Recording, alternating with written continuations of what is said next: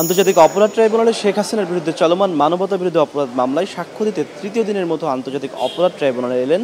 NCP আহ্বায়ক নাহিদ ইসলাম। মূলত গত বৃহস্পতিবার নাহিদ ইসলামের সাক্ষ্য গ্রহণ শেষ হয়েছিল। 2 দিন টানা তার সাক্ষ্য গ্রহণ চলে এবং গত বৃহস্পতিবার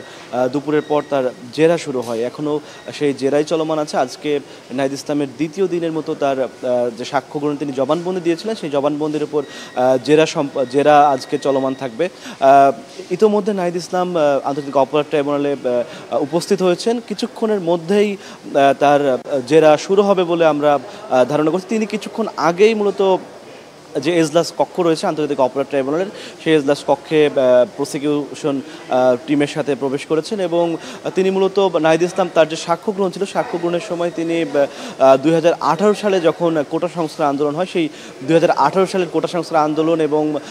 কোটা সরকারি চাকরিতে কোটা বাতিল, তারপর 2024 সালের কোটা সংস্কার আন্দোলন এবং 5 আগস্ট পর্যন্ত যে ঘটনাবলী রয়েছে, তিনি সেই পটভূমি সহকারে এবং জুলাইয়ের 31 দিন এবং 5 আগস্ট পর্যন্ত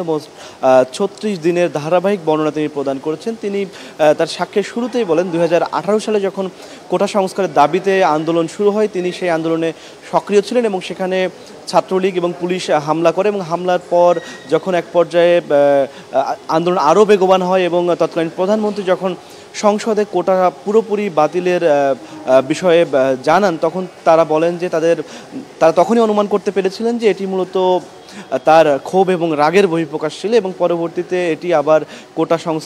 কোটা যাতে ফিরিয়ে আনা হয় সেই প্রক্রিয়াটাও তিনি খোলা রেখেছিলেন এবং হাইকোর্টে এটি রিট হয়। রিটের পর মূলত 2024 সালের জুন মাসে হাইকোর্ট থেকে সিদ্ধান্ত দেওয়া হয় যে 2018 সালে কোটা বাতিলের যে পরিপত্রটি ছিল সেটি বাতিল করা হয় এবং এরপরে মূলত নাহিদ ইসলাম জানান যে তারা একটি সংগঠন যখন করেছিলেন গণতান্ত্রিক ছাত্র শক্তি নামে ঢাকা বিশ্ববিদ্যালয়ে, তিনি সেই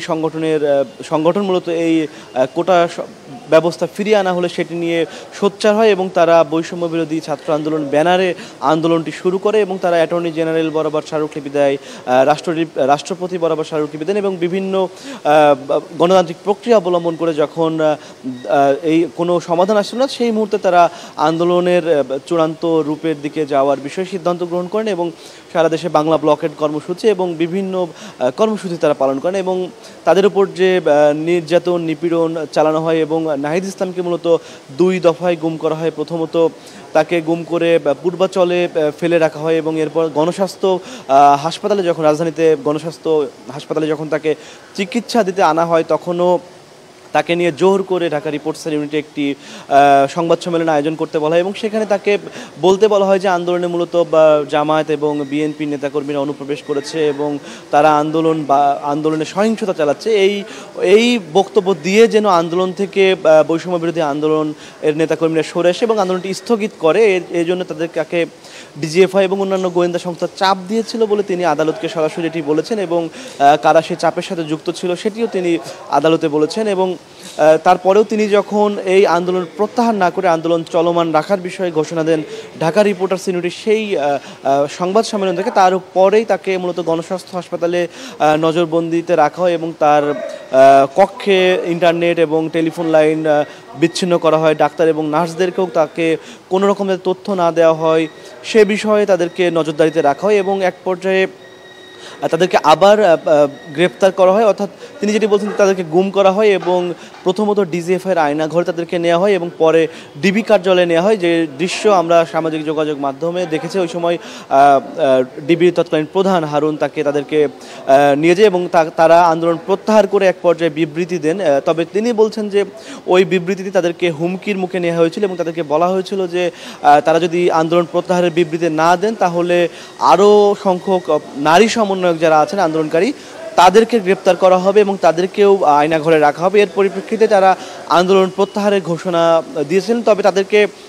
তাদের নিয়ে প্রধানমন্ত্রীর কার্যালয়ে যাওয়ার কথা ছিল এবং মিডিয়াতে যেটি দেখানোর কথা ছিল যে প্রধানমন্ত্রীর সাথে সমন্বয়কদের একটি বোঝাপড়া হয়েছে এবং আন্দোলন চলমান থাকবে না। তবে সেই মুহূর্তে নাহিদ ইসলাম জানিয়েছেন ট্রাইব্যুনালকে তারা অনশন কর্মসূচি পালন করে এবং অনশন কর্মসূচির এক পর্যায়ে যখন সারা দেশে তাদের মুক্তির বিষয়ে আন্দোলন আরও বেগবান হয় এবং আন্দোলন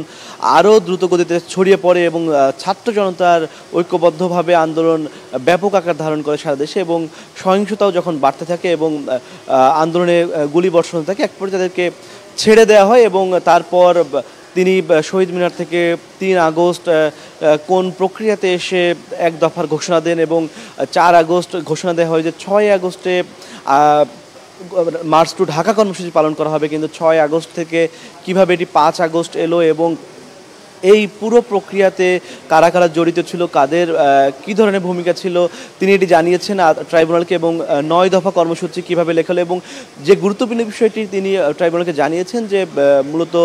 মিডিয়া ওই সময় বিশেষ করে ইলেকট্রনিক মিডিয়ার কথা তিনি উল্লেখ করেছেন। ইলেকট্রনিক মিডিয়া পুরোপুরি সরকারের দখলে ছিল এবং গণমাধ্যম স্বাধীনভাবে কাজ করতে পারেনি। তাদের কোনো খবর তারা মিডিয়াতে যে বার্তাগুলো পাঠাচ্ছিল কোনো বার্তাই ওই সময় টেলিভিশন মিডিয়াতে প্রচার করা হচ্ছিল না। এক পর্যায়ে তারা যখন মোবাইল ফোনের মাধ্যমে ইন্টারনেট বন্ধ থাকার কারণে যখন মোবাইল ফোনের মাধ্যমে সমন্বয়কদের সাথে যোগাযোগ করেন এবং সেই প্রক্রিয়াতে মোবাইল ফোনের মাধ্যমে যোগাযোগ করেই সমন্বয়কদের তিনি নির্দেশনা দিচ্ছিলেন এবং তারা আলাপ আলোচনা করেই ৯ দফা এবং পরবর্তীতে ১ দফার ঘোষণা দেন। গতকাল মূলত গত বৃহস্পতিবার নাহিদ ইসলামের জেরার কিছু অংশ সম্পন্ন হয়েছিল এবং আজ আশা করা যাচ্ছে নাহিদ ইসলামের জেরা সম্পন্ন হবে এবং নাহিদ ইসলামের জেরা সম্পন্ন হলে ইউনাইটেড পিপলস বাংলাদেশ অর্থাৎ আপ বাংলাদেশের যিনি আহ্বায়ক আপ বাংলাদেশের আহ্বায়ক আলী আহসান জুনায়েদ তার আজ সাক্ষ্য প্রদানের কথা রয়েছে শেখ হাসিনার এই মামলায়। কিছুক্ষণের মধ্যেই নাহিদ ইসলামের জেরা শুরু হবে এবং জেরা শুরু হওয়ার পরে সাধারণত প্রসিকিউশনের পক্ষ থেকে এবং নাহিদ ইসলাম নিজেও এর আগে 2 দিন ব্রিফ করেছেন তিনি কি জানিয়েছেন প্রসিকিউশনে এবং জেরা শুরু হলে মূলত জেরাতে কোন কোন বিষয়গুলো উঠে আসলো সেটি আরও বিস্তারিত আমরা জানাতে পারবো। এখন পর্যন্ত এই ছিল আন্তর্জাতিক অপরাধ ট্রাইব্যুনাল থেকে শেখ হাসিনার মানবতা বিরোধী অপরাধ মামলার নাহিদ ইসলামের সাক্ষ্য গ্রহণ ও জেরা সব শেষ।